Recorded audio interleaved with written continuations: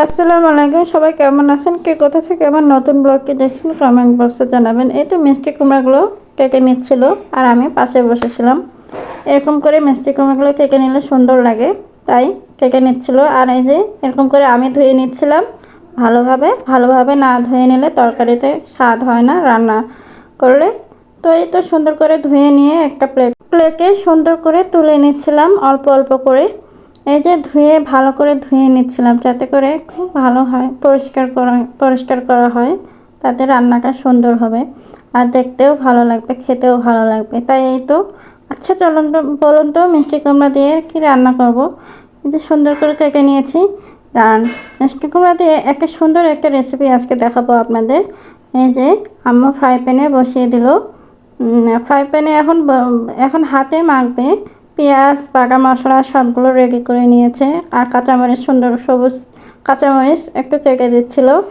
কাঁচামরিচ না দিলে তো ফ্লেভারটা ভালোই লাগবে না, সেজন্য সুন্দর করে কাঁচামরিচগুলো আমি এক এক করে কেটে দিচ্ছিল। পেঁয়াজ কুচি দিয়ে দিল। হ্যাঁ, পেঁয়াজ কুচি দিয়ে হাতে মেখে নেবে একটু।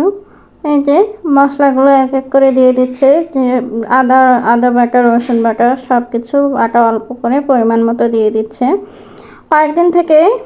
কয়েকদিন থেকে বলতে কি আর একদিন দেইনি আমি বড় ভিডিও, তাই আজকে দেওয়ার চেষ্টা করতেছি।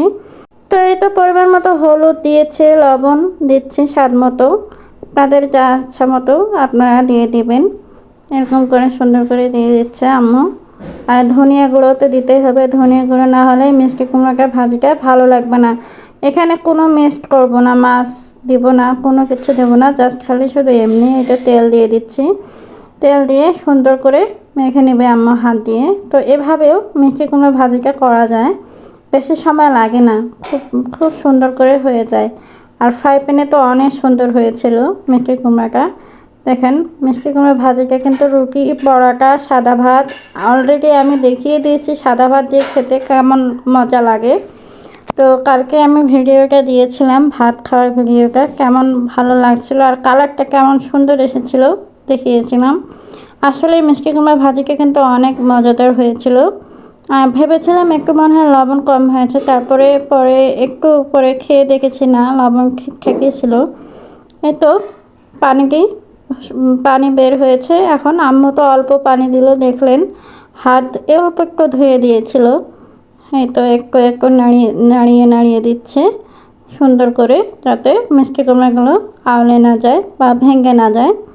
হ্যাঁ, একটু সুন্দর করে দিচ্ছে যাতে করে নষ্ট না হয়ে যায় মিষ্টি কুমড়াগুলো, গোটা গোটা হয়ে থাকবে, সুন্দর লাগবে দেখতে আর খেতেও ভালো লাগবে। এরকম ভাজি কারা কারা খেয়ে দেখেছেন আর কারা কারা কীভাবে রান্না করেন মিষ্টি কুমড়া ভাজি আমাকে জানাবেন, শেয়ার করবেন। তো এই তো আমার মিষ্টি কুমড়া ভাজিটা হয়ে এসেছে। শেষে একটু ধনিয়া গুঁড়ো না দিলেই হয় না, তো ভাজা ধনিয়া গুঁড়ো দিলে অনেক টেস্ট হয় আর খেতে খুব ভালো লাগে, তাই আম্মু একে দিয়ে দিচ্ছিল সুন্দর করে। আর এই তো হয়ে গেছে প্রায় মিষ্টি কুমড়ার ভাজি। এই তো দেখুন, এই তো আম্মা সুন্দর করে দেখছিল। এই যে আমার মিষ্টি কুমড়া ভাজি হয়ে গেছে। তো সাদা ভাত দিয়ে খেতে কিন্তু অনেক ভালো লাগে। তো আপনারা কে কে পছন্দ করেন জানাবেন। ধন্যবাদ সবাইকে। আমার এই ভিডিওটি ভালো লাগলে লাইক, কমেন্ট, শেয়ার করবেন, পাশে থাকি, ফলো দিবেন। ধন্যবাদ।